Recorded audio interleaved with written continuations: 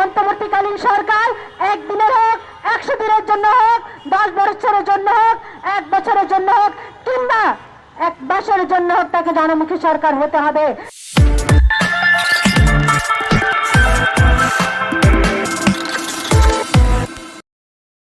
যে সংস্কারের যে পরিবর্তন আমরা সুপারিশ বেলায় দেখেছি, সেখানে অন্যতম জায়গা বৌদ্ধবাদ।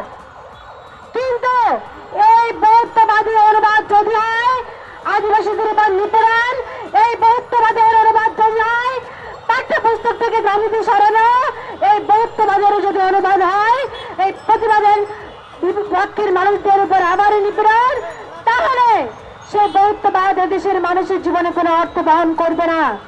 এখানে যারা উপস্থিত আছেন, সেদিন যারা প্রতিবাদ করেছেন, এদের প্রত্যেককে আমরা চিনি এবং আমরা সকলে এই 5 আগস্টের আগে থেকে দীর্ঘদিন ধরে ফ্যাসিস্ট আওয়ামী লীগ সরকারের বিরুদ্ধে প্রতিবাদ করেছি, গণঅভ্যুত্থানে অংশ নিয়েছি।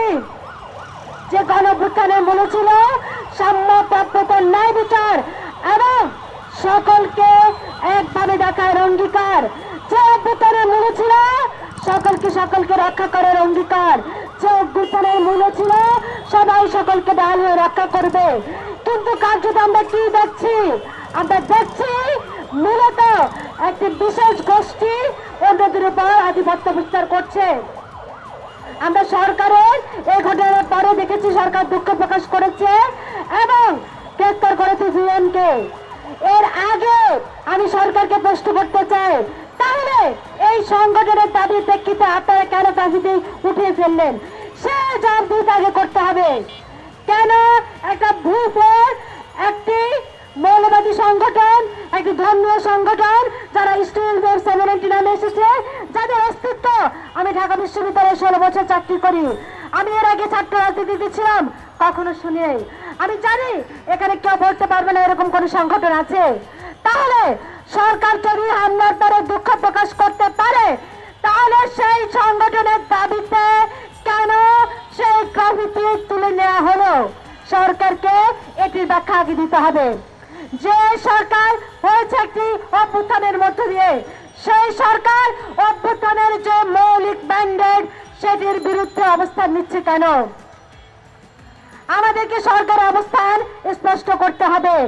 আমরা জানতে চাই যে জায়গা থেকে টেক্সট বুকে এই গ্রাফিতি যুক্ত করা হলো, যেখানে মূল এসেন্স ছিল একটি গাছ, সেখানে যে পাতাগুলো ছিল সে পাতাগুলো এক একটা বাংলাদেশের বহুত্ববাদের প্রতীক, এক একটা বাংলাদেশের বৈচিত্র্যের প্রতীক।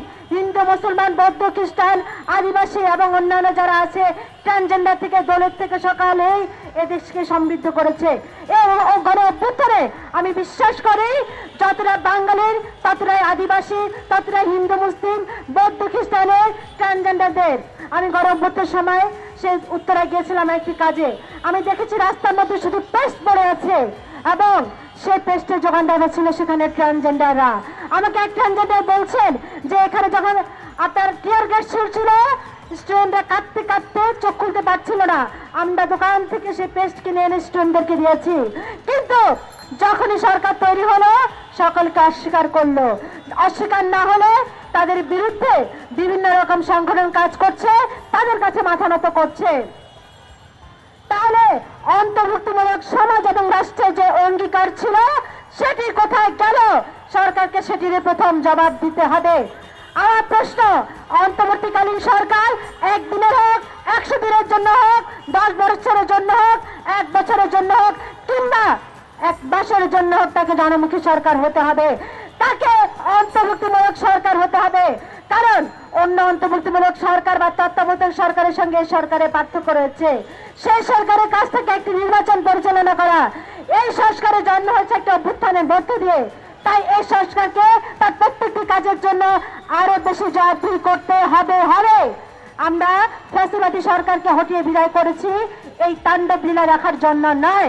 সুতরাং আমাদের অবস্থান স্পষ্ট, শুধুমাত্র এই গ্রেফতার করা নয়, বিচার করা নয়, সঙ্গে সঙ্গে সাংবিধানিক স্বীকৃতি আদিবাসী হিসাবে দিতেই হবে এবং এর বাইরে কোনো বিকল্প নেই। এবং অচিরে আমরা সবাই বেঁধে দিতে চাই এই গ্রাফিতি পাঠ্যপুস্তকে যুক্ত করতে হবে। কারণ সরকার যদি কোনো একটি ব্যক্তি গোষ্ঠী কোনো প্ল্যাটফর্ম ভুল প্ল্যাটফর্ম দাঁড়ায় এবং দাবি করে, এটা মানব না, সরকার পরাস্ত হচ্ছে। মবের উপর টিকে আছে সরকার। সরকারকে জনমুখী হয়ে সরকারি ভাবে সরকার পরিচালনা করতে হবে। অন্তর্বর্তীকালীন সরকারকে অভ্যুত্থানের ম্যান্ডেট দিয়ে সরকার পরিচালনা করতে হবে, অন্তর্ভুক্তিমূলক অবস্থান নিতে হবে। সুতরাং ঘটনা ঘটে গেলে কাউকে গ্রেফতার করে শুধুমাত্র প্রতিক্রিয়া জানিয়ে দায়িত্ব শেষ করা যাবে না। সরকার প্রথম জবাব দিবে কেন পাঠ্যপুস্তক থেকে গ্রাফিতি উঠানো হলো। এই প্রশ্নের জবাব সরকারকে কতদিনের মধ্যে দিতে হবে। আমি এই সমাবেশ থেকে সেই ঘোষণা চাই। সরকার কাদের জন্য, কাদেরকে খুশি করার জন্য এগুলো করছে?